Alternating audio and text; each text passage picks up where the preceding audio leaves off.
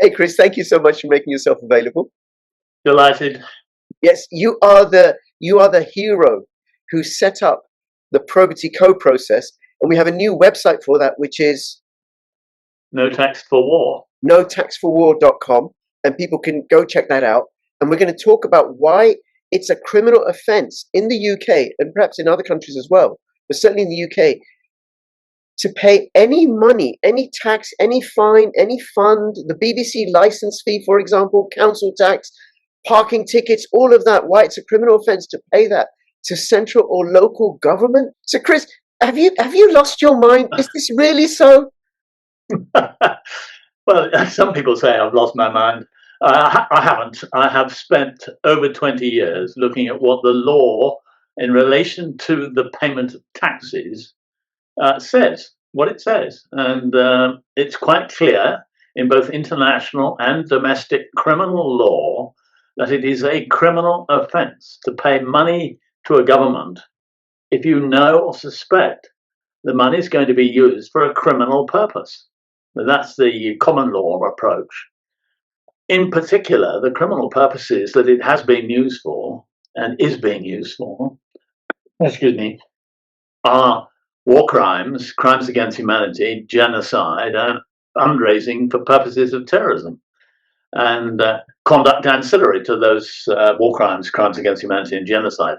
Now, when I looked at what does conduct ancillary to genocide mean, it quite clearly says aiding and abetting a crime of genocide. And the main way in which we do that, as is described in the Rome Statute of the International Criminal Court, is passing money or materials or any support for the wars and the killings that are going on and causing the deaths of people because of their nationality, which is a crime of genocide. So, Okay, yes, hold on, that's Chris. a long, complicated response, but yes. I'm going to push back, right? So, a couple of points. One is, when I've posted about this before on my channels or on X, people will say, no, no, no, no, no. You'll go to prison if you don't pay your taxes and stuff like that, right? And I would say to those, go check out the statutes. Do your own due diligence. Was it the International Criminal Court Act and the Terrorism Act in combination make it a criminal offence if you have reasonable cause to believe that any of those funds will be used directly or indirectly for facilitating genocide, war crime, crimes against humanity, and acts of terrorism as defined by statute. Not what you or I might think, but what the statutes say as passed by Parliament. Now, this leads me on to the second point. Chris, forgive me here. No, that was brilliantly put, by the way. This takes on to the second point. People will say, oh, well, what happened in Gaza or Ukraine isn't genocide, it's self-defense. The other side are the terrorists. Actually, the law, the statutes make it clear what genocide is. It doesn't matter what my opinion is. It doesn't matter what Chris's opinion is or your opinion is. The statute says if you kill one or more people who are united by ethnicity, nationality, religion, or culture, that constitutes genocide. Also, the Supreme Court ruled that terrorism, acts of terrorism, even when conducted by the British military with the approval of Parliament, is a violation of the Terrorism Act. Now, if you don't agree with that, then you need to make your representations to your MP and go make an appeal to the Supreme Court to have those decisions and those statutes changed. Meanwhile, it is a criminal offence to pay any money to any government agency, directly or indirectly, that some of which will be used for the purposes of those inhumane activities. Right, over to you, Chris. In which area? You want me to? After that, what's the that exclamation of mine? Over to a diatribe, if you like. But it was very good. It's exactly right. So yeah, I couldn't put it better myself. Okay, so take us through, what is the probity code process? So the real issue is that when any person pays tax, they are giving their consent to the way the government will use the money and spend it.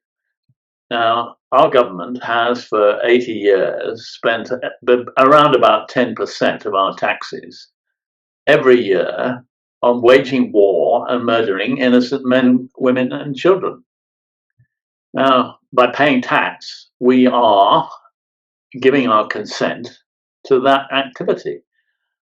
I discovered quite clearly that this is a criminal offence. Every time the government murders an innocent person overseas in a war or whatever they call it, they commit a crime of genocide. And every time I pay tax, knowing that some of the money will go towards mass murder and genocide, I commit a criminal offence that is of equal status to that committed by our leaders. So I could be sent to prison for 30 years just for paying tax, knowing that some of it be used for criminal purposes. Now, when I spent 10 years trying to persuade the courts in this country to uphold these laws. That's the International Criminal Court Act and the Terrorism Act 2000. But they refused, and eventually they sent me to prison for non-payment of council tax. In 2016, having been sent to prison 3 years in a row, I thought I've got to find a different way, and I did.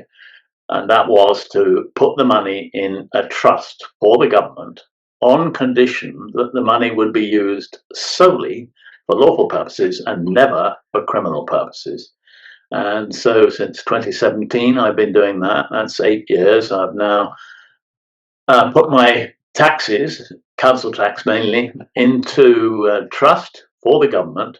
And at the end of the financial year, if they haven't met my conditions, then I pay the money as trustee. I pay the money to the secondary beneficiary, which is me.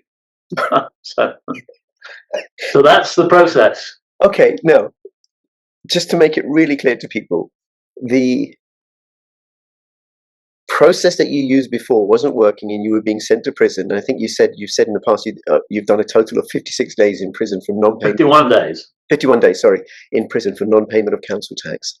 You then came up with a new process because you were fed up of going to prison. You could find a simpler way, one that's reproducible. And using this new process now, every year for 8 years, you haven't paid your council tax, or rather you've paid it via a trust, which requires the local authority only use that money for lawful purposes and not for the facilitation or funding directly or indirectly of genocide, war crimes, crimes against humanity, and acts of terrorism. You haven't gone to prison at all, and they keep zeroing your account every year and send you a new demand. Okay, now the only problem with that is council tax is supposed to be, it's used for local services, refuse collection, and the police and schools. They're not using that for genocide. So how is that relevant? Yeah, well, it's a point that everybody seems to make. The point about it is that the council's account, the bank account for every local council, is owned by the government. It goes, when you pay your tax, your council tax, your business rates, your parking fine or fees or whatever it is, it all goes straight into local accounts, which are owned by the government, and is credited to the consolidated fund for the year. It's the government's consolidated income, revenue, if you like, fund on which is for the whole nation. So before it goes to the council, it goes to the government. Then every year, the government agrees how much money to send back to the council so that it can meet its statutory requirements. So it's second stage. It's not first stage. It comes back to the council. And part of the money has already gone by that stage to the Ministry of Defence, or should we say Ministry of Offence, and is being used for warfare and killing innocent men, women and children worldwide. So secondly, when the money comes back to the council after it's been through Parliament's hands, it then is allocated to local expenses and to the police and the education system and so on, according to a particular arrangement made with each council. So some councils receive less from the government, and other councils receive more because of their commitments to the welfare, basically. Yes. So it does eventually get spent, but it is second stage, not first stage. Well, it's a little bit like how I suppose a household might manage its money. You know, a family or a group of people who are renting together, all the money goes into one pot, and then from there it's dispersed. So my salary, my wife's salary, you know, any contributions we get from other family members in the house all goes into one pot, and then it goes off to pay the utility bills, and it goes off to the council tax, and it goes off for this, and it goes off for weekly shopping, or whatever it is.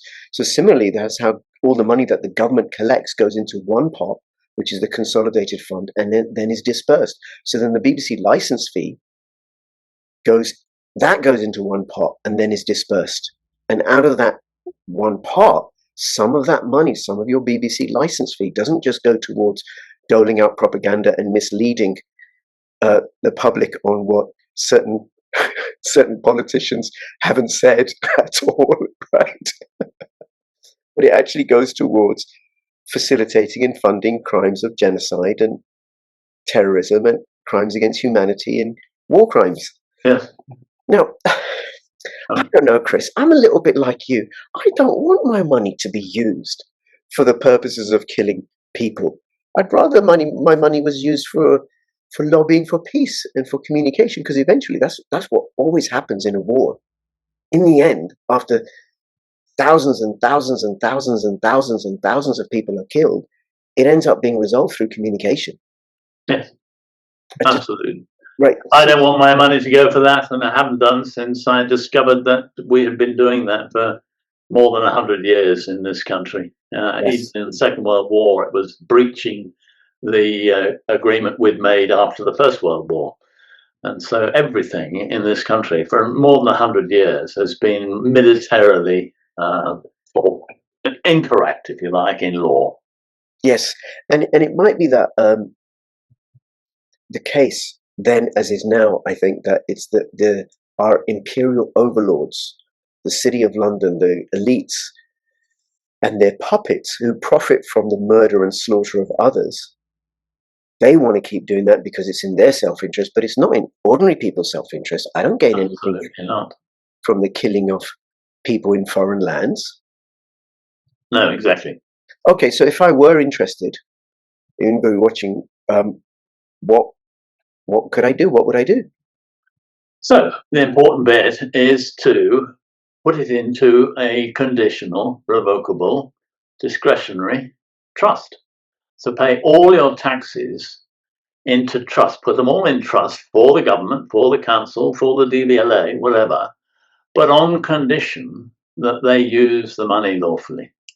And you can download the deed from the websites, both your website and my website. They are very easily downloaded. It's a simple, straightforward deed, conditional deed of trust that you fill in your name and address and the rough amount of money you're going to spend on tax in that year, and you put all your taxes in trust as and when they become due.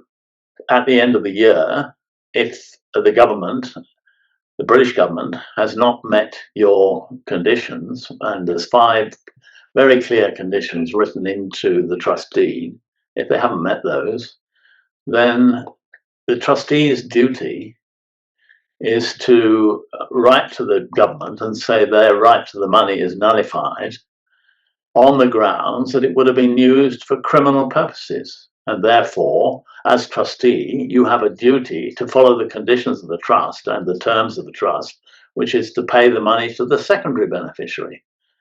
So you then pay the money to the secondary beneficiary, and then your role as trustee comes to an end, because that trust has come to an end. It's a short-term trust for no more than 1 year. And then you can start it again for the following year if you want to. Right. Now, the new website is absolutely fabulous. I think it's really, really clear. It lays this out. This is a very simple process. And what you got to know is that the rich people, the uber elites and their puppets use trusts in order to evade paying tax, evade or avoid, whatever the legal term is, right? They hide their assets away in trust. And trusts are older than statute. They're older than Parliament. They go back hundreds and hundreds of years, very firmly embedded in England's constitutional structure. And there's an act, the Recognition of Trust Act 1987, and Section 3, I think it is, which says that this act binds the Crown, meaning that all government agencies, agents, and employers are bound by the terms of the Recognition of Trust Act. And the trust that you're talking about is completely compliant with that act. Yes. With the history of trust, also with trust within common law. And what we're saying really is, look, you can have the funds provided you're going to use them for legal purposes. Absolutely. So, and even more than that, I have actually paid the funds. I have paid the taxes to a trustee, and I cannot get them back if you meet my conditions. Right. And that's important. I mean, they no longer belong to me for that period of time until the end of the financial year or the termination of the trust, at which point they transfer to somebody else. Now, that can be me, or it could be other people and institutions of your choice. Now this bit it just twists my head, and it shows my lack of understanding about trust. That if I put the money in a trust, it really no longer belongs to me; it's gone. But that's how trusts work. It's then the property of the trust. So absolutely, and that's how these rich people get away with it, because they might say make 100 million a year from rents in. You're in the UK, actually anywhere, get a VPN if you want to be able to access all sorts of perspectives. Belgravia or Mayfair, whatever it is. And they put that money in trust in, say, Guernsey, Jersey, the Cayman Islands, Panama, wherever it is. And when they put it into trust, it no longer belongs to them. It belongs to that trust. Now, those family trusts very often just repeat the whole process, but they are entirely lawful. And they have to abide by the tax regulations in the country that the money or the trust is based. And of course, if you base it in the Cayman Islands, the income tax is less than 0.5%, and sometimes nothing at all. And there are small fees and other things. But of course, you have paid your dues in the Cayman Islands or Guernsey or Jersey or wherever it is. And we have to recognise that in Britain. Yes, so it's a very simple process, and people can follow it through, try it out with something, and this is what we need to do. We need to do this in order to assert our own sovereignty, because the direction of travel, Chris, and I'd like your comment on this, but I think you might agree, is for increasing authoritarianism by this government, by the British government. They want to surveil us. They can use our tax money to build this digital prison with digital IDs. CBDCs are on their way. The government are developing those. They're using the money they're sending it abroad versus using it to take care of people here. The borders are porous, bringing in people for unvetted, for whom there aren't jobs. So we have more Britons who are homeless. Meanwhile, these undocumented, unvetted, illegal immigrants are being put up in hotels. Yeah. Or, they're running around doing Uber deliveries, depriving local Britons of work. And, just this whole climate change nonsense, that depriving us of energy, the way that the government is slowly destroying our food supply and farming. We got to do what we can to preserve our own sovereignty and take care of ourselves. And one way, I'd say that even if you don't agree, even if war is not your bag, even if you agree with Ukraine should defeat Russia and Europe and the UK should support Ukraine in that pointless, futile endeavor, my opinion there, or even if you do agree with what's been happening in the Middle East between Israel and the Palestinians, or you're not bothered about it, you can still use this process to save your money, keep it in your pocket to pay your bills, to buy food for your family. Yes. And then I think that's crucial, Rich, and perhaps there's one thing I'd like to add to that. And the important thing to keep in mind is that the British government gets its income, more than 90% of its revenue comes from businesses, not from individuals. Council tax is only a very small percentage, 4 or 5% of the total income to the government. The majority, 90, 91, 92, 93% of the revenue to the government comes from businesses, through businesses. So when you go into Wetherspoons, for instance, and you buy a meal and a pint there, you know that that will lead to Wetherspoons paying VAT and alcohol taxes and other taxes to the revenue and customs. And the effect is that 35% of your bill in Wetherspoons will go to the government, to the revenue and customs, from which and they will pass it to the government and the Treasury, and they will pass it to the Ministry of Defence, or Offence as we call it, and they will use some of it to murder men, women and children. So whenever you buy a pint of beer or a meal in Wetherspoons, you know that a good percentage of at least 10% of what you pay, and probably more, will go to the British government for mass murder and genocide. So we have to persuade corporations. Wow. Chris, it happens again every time. So I'm going to do that bit again. So I want to say something to people who are watching this video and who think that by following this process, people are going to end up in prison. I would say to them, first, check it out. Do your own due diligence. Go look at the International Criminal Court Act. Go look at the Terrorism Act. Those acts put together make it a criminal offense if you have reasonable cause to believe that any of those funds will be used for directly or indirectly facilitating genocide, war crimes, crimes against humanity, and acts of terrorism. That's a criminal offense. And you could go to prison for that, for funding those activities directly or indirectly. Now, if you don't agree with me, or if you think people go to prison or that's not the case, well, check out the statutes first. Legislation.gov.uk, International Criminal Court Act, and the Terrorism Act. Have a look at those, right? But that's also laid out in the website bit.ly/makewarhistory. That will give you direct references to those statutes. And then the other objection that people might raise is what happened in that country, whether it's Ukraine or Middle East or whatever, isn't genocide. It was self-defense. Well, fine.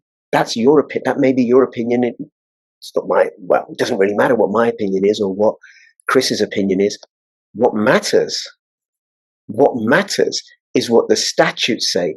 And the statutes make it really clear, as defined by Parliament, those activities are crimes, are criminal offences. And genocide is defined in statute as the murder of one or more people that are united by race, nationality, religion, or culture. And that's the case. That applies to what's happening in Ukraine. That applies to what's happening in the Middle East. That applies to what's happening in Yemen. Plus, the Supreme Court have ruled that military and quasi-military activities of the UK government, even in its forces, even when approved by Parliament, constitute acts of terrorism. Now, if you don't agree with that, then what you need to do is go and lobby your MP or make a representation to the Supreme Court so they change their decision. Meanwhile, go check out the statutes, the International Criminal Court Act, the Terrorism Act, and also the Recognition of Trust Act and the Accessories and Abettors Act. Put together, it's a criminal offense to give any money to any organization that directly or indirectly is going to fund genocide, war crimes, crimes against humanity, and acts of terrorism. I just wanted to add one thing, and that is that this process returns power and control from the government to the individual. It gives you total lawful control over your money. At the moment, your money is used by the government for all sorts of other purposes. In this way, you get all your money back again, lawfully, for you to use in the way that you want to use it. Yes. And very in the few minutes we have left, do you want to share any success stories you've heard about? Yeah, well, I think one of them, as I say, is the discussion that you had with Marco on your website, is between you and Marco, who runs a business in Reading. And that was very successful last year. He had a corporate trust for his payments to the Revenue and Customs. So that was the PAYE and National Insurance, PAYE, VAT, and corporation tax for his employees and his business, all of which was retained for the whole of 2024 to 2025. And in April 2025, that totaled £170,000 or thereabouts. And he has repaid to the employees the money he took from them initially through the system. And he gave it back to them because he had not handed it to the government. He had put it in trust for them as secondary beneficiaries. So it works, basically, and it's working for 1,000 or so individuals around the country, both in England, Wales, Scotland, and Northern Ireland. And Australia and New Zealand as well. Yeah, any country that has, I think, a common law jurisdiction, so it would work in the United States, but you've got to be able to reference your local statutes. But also, trusts are recognized internationally. Yes, they're not recognized in the States. There's only about 16 or 17 countries that recognize trusts. Okay, all right. My mistake. Thank you for that correction. And what happened with Marco, he ran 2 salons in west of London, just outside London. He asked them both, look, do you want to do this process? One salon said, yes, we want to do that. So he took their income tax payments that would have gone to HMRC. He put them in a trust. He did the lawful tax protest process with the HMRC. And at the end of the tax year, that 170,000 that he'd accrued from his employees, his corporation tax, went back to the employees. So they got the tax rebate because they said, no, we don't want our money to go for genocide, war crimes, crimes against humanity, and acts of terrorism. Now, did he get threatened with prison? Have HMRC banged him up? Have they fined him? What happened? Well, as you know, I mean, the video between you and him is very good and well worth watching, and that puts it into context. But he has not gone to prison.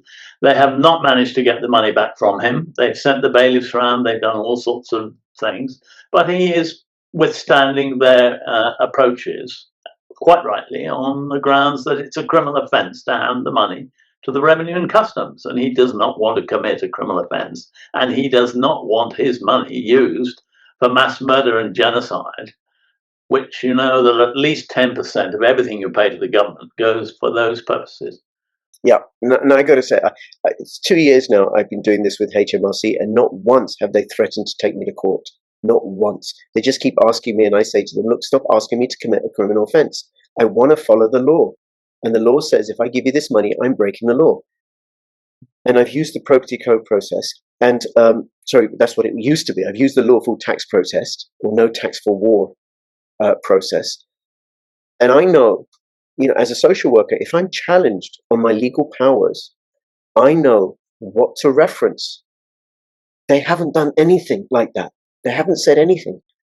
Not one threat of court action or whatever, because I have evidence that I am asserting and standing by the law. They're not. So this is what we've got to do, because I think when the budget comes, it's going to hit people hard. This government is hitting businesses hard, and it becomes incumbent upon us for our own survival to use whatever peaceful, legal, lawful means we can to assert our sovereignty and to make it clear to this government, no. Absolutely right, yes. Chris, thank you so much. I look forward to having you on again. People can thank you. notaxforwar.com. Even if you don't want to use this process, spread the word. Pass it on to others. Yes, Rich and Chris, great. All the best. Bye-bye. Thanks.